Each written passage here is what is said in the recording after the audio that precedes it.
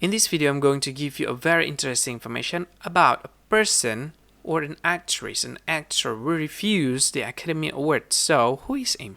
Who was the first person to refuse an Academy Award?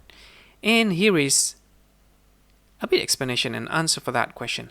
George Campbell Scott was the first. George Campbell Scott, or just Scott, was the first actor to refuse to accept an Oscar because he didn't want the award.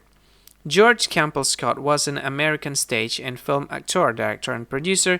He was best known for his stage work as well as his portrayal of the prosecutor Claude Danes in Anatomy of a Murder, 1959. So the answer of the question is George Campbell Scott.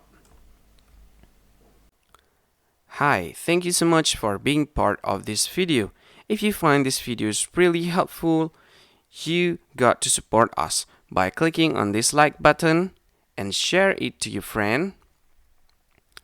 And of course, you need to subscribe in this channel by clicking the subscribe button, and don't forget to click on this ring button to get notified for every video we upload on YouTube.